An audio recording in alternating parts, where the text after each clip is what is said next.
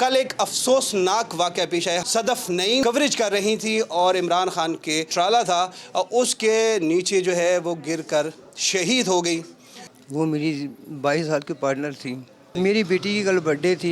بیٹی نے ضد کی ہے کہ ماں آپ نہ جائیں، تو کہتی میرا تم سے وعدہ ہے میں چاہے رات کو 2 بجے آؤں۔ پتہ نہیں ہو سکتا ہے میرے یہاں سے کوئی چیک لگ جائے، مجھے کوئی بریکنگ مل جائے، لیکن اس کو کیا پتہ کہ ایک دن کہ وہ خود ہی بریکنگ خود بن جائے گی۔ اعوذ باللہ من الشیطان الرجیم، بسم اللہ الرحمن الرحیم۔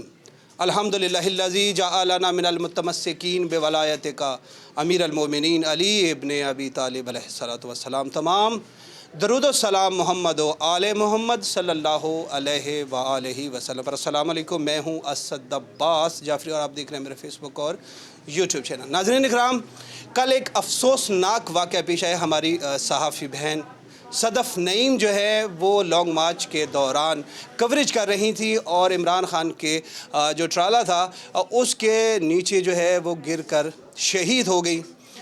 2 مختلف رائے پائی جا رہی ہیں۔ ایک تو یہ ہے کہ صدف صاحبہ جو تھی ان کا ہاتھ پھسلا، پاؤں پھسلا، ہاتھ چھوٹا ڈنڈے سے اور پاؤں پھسلا اور نیچے گر گئی، اور دوسرا جو ہے وہ ہمارے سوشل میڈیا کے اوپر ایک ادھم مچایا ہوا ایک خبر نے، اور وہ خبر تھی افضل سیال صاحب کی، جس میں انہوں نے یہ کہا کہ صدف کو جو وہاں پر موجود گارڈ تھے انہوں نے دھکا دیا، جس کی وجہ سے ہماری بہن نیچے گری اور شہید ہو گئی۔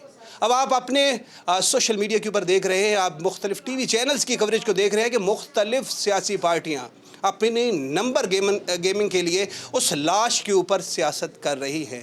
میں صحافی ہوں، میرے ساتھ موجود نعیم صاحب جو ہیں یہ بھی صحافی ہیں۔ ہمارا سوال تھوڑا ڈیفرنٹ ہوگا، یقینی طور پر کہ جو ہمارے جتنے بھی صحافی بھائی ہیں، ہماری بہنیں ہیں، وہ اپنے پروفیشنل کیریئر کے اندر اس قدر کرب کا شکار ہوتی ہیں کہ ان کو ٹائم پر سیلری نہیں ملتی، ان کے گھر میں فاقے ہوتے ہیں، اور اگر آج اس طرح کا واقعہ پیش آیا ہے تو یہاں پر جو ہے وہ تمام سیاسی پارٹیوں کے بڑے بڑے لوگ یہاں پر آ رہے ہیں، میڈیا سے گفتگو کر رہے ہیں۔ انہیں کوئی ہمدردی نہیں ہے اس غریب شخص سے جس کی بیوی جو ہے چلی گئی، کوئی ہمدردی نہیں ہے ان 2 بچوں سے کہ ان کی ماں جو ہے وہ ان سے چھن گئی ہے۔ ہمیں اس حوالے سے سوچنا ہے، ہمیں اپنے صحافی حلقوں میں اس بات کا ادراک ہونا ضروری ہے کہ ہمیں آواز بلند کرنی ہے۔ ہم یہاں پر موجود ہیں، ہم ڈیفرنٹ طریقے سے جو ہے وہ اس کا انٹرویو کریں گے۔ سب سے پہلے تو نعیم صاحب میں آپ کا شکر گزار ہوں اور آپ سے تعزیت پیش کرتا ہوں کہ وہ ہماری بہن 2012 میں میرے ساتھ چینل 5 میں تھیں، بہت اچھے ان کے ساتھ ورکنگ ریلیشن تھے۔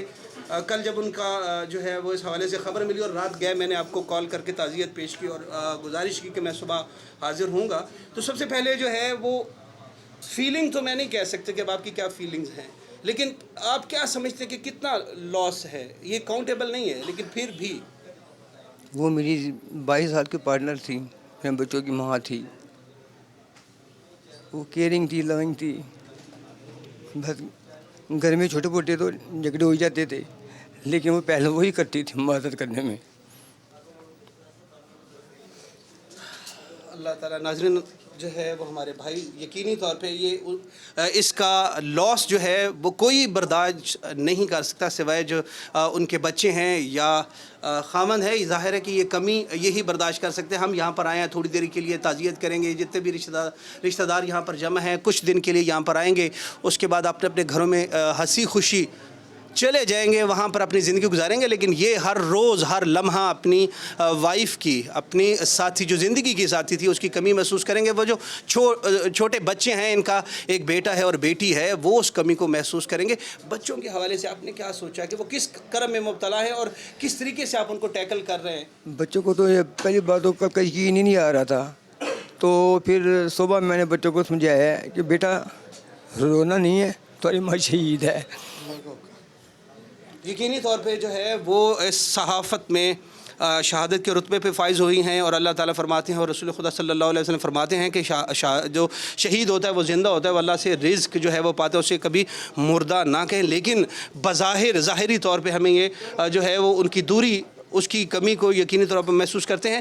اچھا یہ بتائیے، جو برتھ ڈے کے حوالے سے جو ہے وہ بات تھی کہ کون سے آپ کے بچے کی جو ہے وہ برتھ ڈے تھی جس کے حوالے سے وہ اب تیاریاں بھی کر رہی تھی اور یہ کہہ رہی تھی کہ جو ہے وہ میں لانگ مارچ سے فوری آ جاؤں گی، تو وہ تھوڑا سا ہمیں ہمارے دیکھنے والوں کو بتائیے۔ میری بیٹی کی کل برتھ ڈے تھی، تو صبح ناشتے کے ٹائم بیٹی نے ضد کی ہے کہ ماں آپ نہ جائیں، ابھی 4-5 دن مزید خان صاحب کا لانگ مارچ چل رہا ہے، اگر آج آپ نہیں جائیں گے تو قیامت نہیں آ جائے گی. آپ آفس فون کر کے کہہ دو کہ آج میری بیٹی کی برتھ ڈے ہے, میں کل سے جوائن کروں گی دوبارہ دھرنے کو.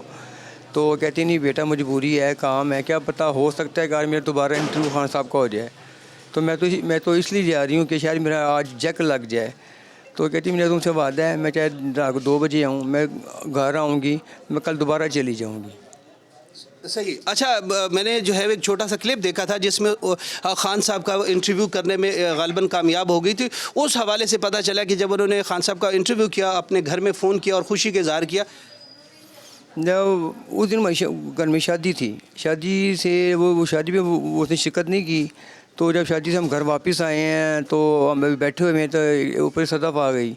تو آتے ساتھ ہی میرے بھائیوں کو سب کو اکٹھا کر لیا, سب طرح آپ کو میں بریکنگ نیوز دیتی ہوں, یہ دیکھیں میرا انٹرویو کیا, یہ دیکھیں ایک کو دکھا رہی ہے یہ خان صاحب کو انٹرویو. اب جو رشتہ دار ہیں ان کو کالیں کر رہی ہیں ایکسائٹمنٹ میں کہ میں کامیاب ہو گئی ہوں, میں نے 12 سال بعد دوبارہ خان صاحب کو انٹرویو کیا, یا میں نے 12 سال پہلے انٹرویو کیا تھا, یا میں نے آج انٹرویو کیا ہے. تو میرے بھتیجے ہیں, وہ کہتے ہیں چاچی آپ اس طرح کرو, یہ ہمیں واٹس اپ کرو. کہ میں واٹس اپ اس نے خوشی میں سب کو واٹس اپ کی ہے.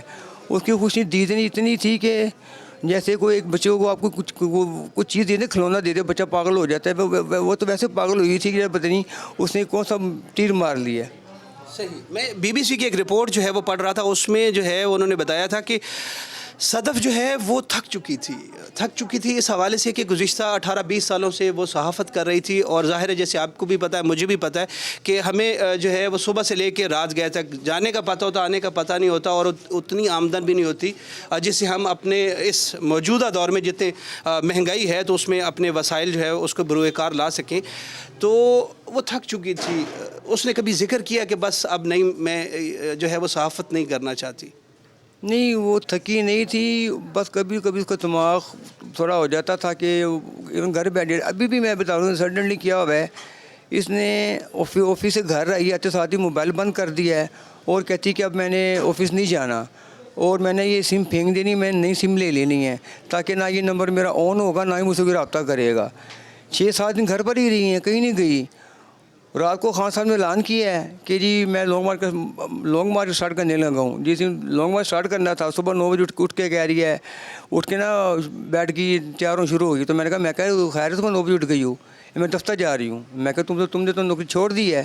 کہتی نہیں, یہ دھرنا میں نے کور کرنا ہے, پتہ نہیں ہو سکتا ہے میرا یہاں سے کوئی چیک لگ جائے, مجھے کوئی بریکنگ مل جائے. لیکن اس کو کیا پتہ کہ ایک دن کہ وہ خود ہی بریکنگ خود بن جائے گی, بریکنگ نیوز بن جائے گی. بہت شکریہ. ناظرین, ہماری وہ بہن جو آج ہمارے ساتھ نہیں ہے, اس دنیا فانی سے کچھ کر گئی ہے, وہ ایک بریکنگ نیوز کی تلاش میں مارے پھر رہی تھی. وہ دوڑ رہی تھی اس ٹرک کے پیچھے کہ شاید مجھے ایکسکلوسیو خبر مل جائے.